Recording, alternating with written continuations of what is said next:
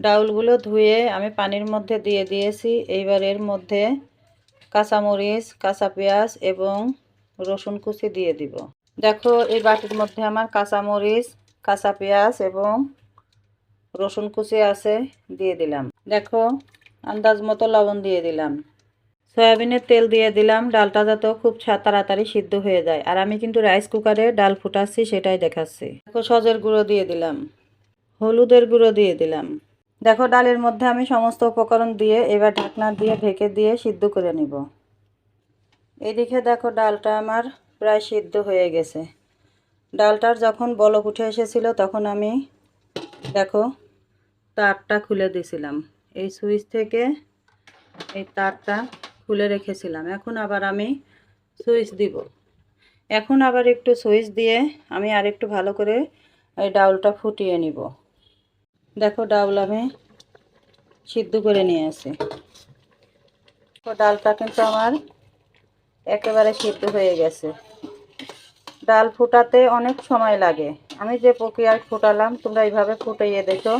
ডাউল যখন চুলাতে ফুটাবে বা রাইস কুকারে ফুটাবে বা গ্যাসে পাতিলে ফুটাবে তখন তোমরা আমি যেইভাবে বলক আসার পরে বন্ধ করে দিয়েছিলাম সুইচটা, তারপরে ঢেকে দিয়েছিলাম, তোমরা ঠিক এইভাবেই বলক আসার পরে সুইচ বন্ধ করে রাইস কুকার হলে বা গ্যাস হলে সুইচ বন্ধ করে ঢাকনা দিয়ে ডাউলটা পুরো ঢেকে দিবে।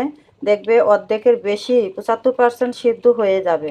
তারপরে যখন দেখবে একবারে সিদ্ধ হয় নাই, আরও 15% বা 10% বাদ আছে, তখন আবার সুইচটা দিয়ে আর অল্প একটুক্ষণ তোমরা দেখো জাল করে নিবে। এই রকম ফুটে যাবে। দেখো ডাউলটা কিন্তু আমার খুব সুন্দর ফুটে গেছে। আর যাদের ইউরিক অ্যাসিড আছে তাদের তো ডাউল খাওয়া নিষেধ। তোমরা ডাউলের উপরে যে এইসব ফেনা থাকে এই ফেনা ফেলে দিয়ে যদি ডালটা খাও তাহলে তোমাদের ইউরিক অ্যাসিডের কোনো সমস্যা হবে না। দেখো এই পাতিলে আমি ভেজে নিয়েছি, সেই পাতিলেই ডালের বাগারটা দিয়ে দেব।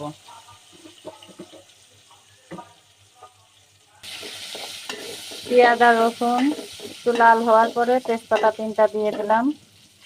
এই পর্যায়ে আমি এর মধ্যে পাঁচফোড়ন দিয়ে দিলাম। পাঁচফোড়নের মধ্যে তো সব কিছুই থাকে, এক্সট্রা কোনো কিছু দিতে হয় না।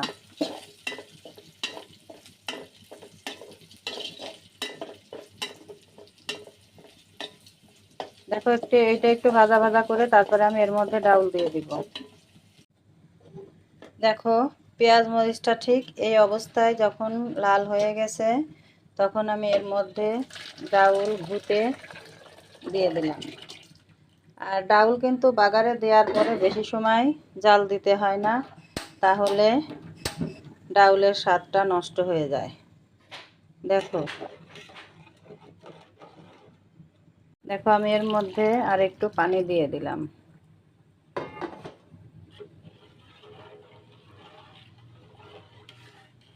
ডাউলটা কিন্তু আমি ঘনই রাখবো, বেশি পাতলা করব না।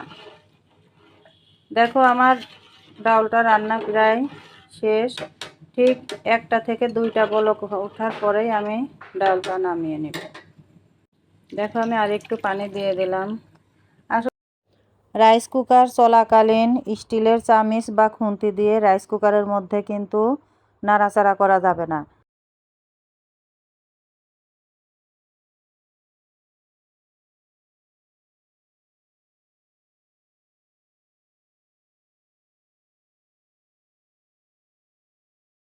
দেখো ডাউলটা আমার বলক আসলেই আমি নামিয়ে নিব।